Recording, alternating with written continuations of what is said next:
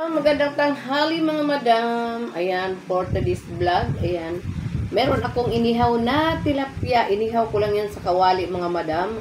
Tapos ayan, may talong ako dyan na inihaw at saka nilagang okra mga guys. At ito may sausawan tayong yummy, kalamansi at tuyo lang. At ito may kanin, kaya mag-pray na tayo. Maraming salamat po sa blessing sa mga pagkakas po sa amin. Kaya tara na mga guys, kain na tayo. Yummy. Yummy okra.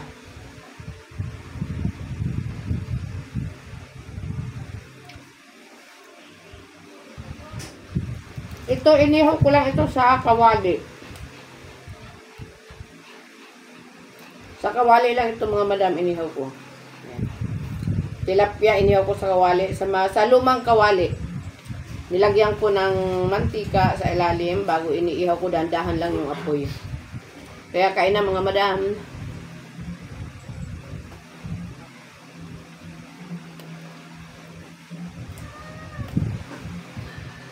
Ito namang talong, inihaw ko lang din yan sa making pusa. Makyap. Dito na mak. Ayan. Ang kulit ni Muning, andito na mak sa lamisa mak. Yung pusa, ang kulit, umakyat. Yung talong, inihaw ko lang yan sa kalan.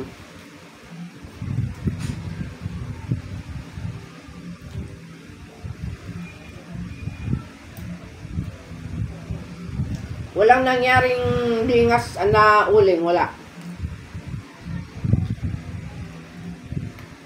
Kasi mga madam,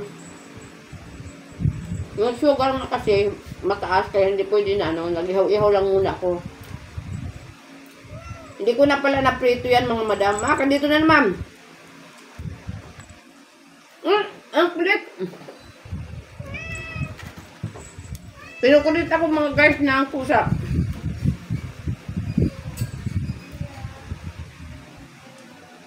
Dahil yung pusa ko na yan, masyado makulit yan. Makulit masyado yan.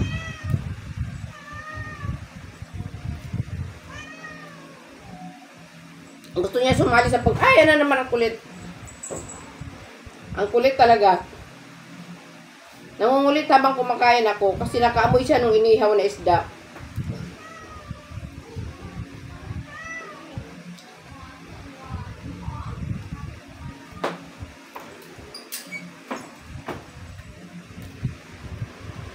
Ang sarap mga inihaw na talong.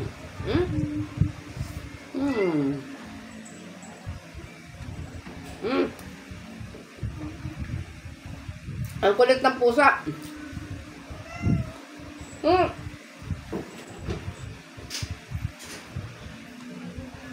Kulit talaga ako.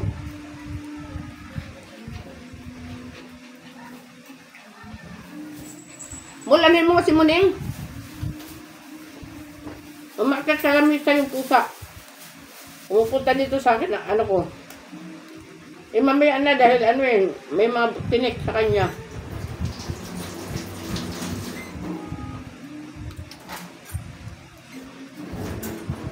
Masarap ang inihaw na talong. Inihaw ko lang yan sa kalan. Sa kalan lang yan, pati tilapia.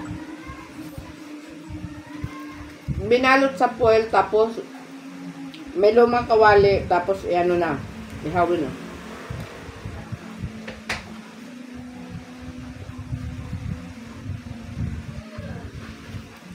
Sarap pag inihaw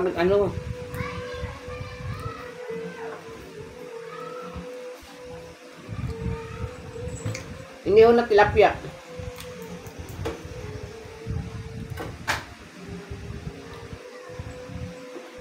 Buti may tinda dyan manggamat. Ayun, ito maasim mo.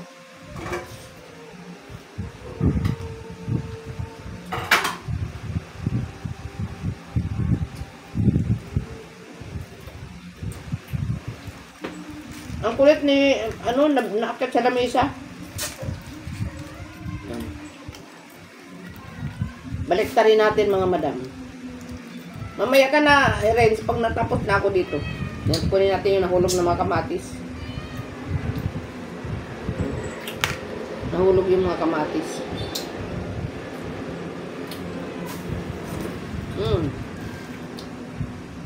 Para pang inihaw.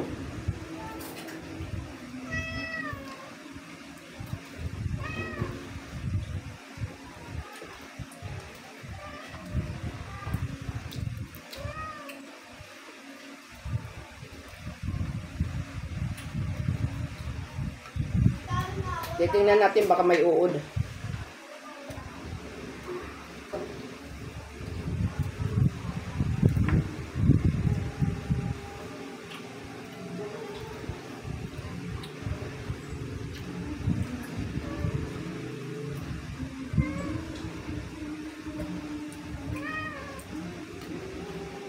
Harap ng inihaw na talong.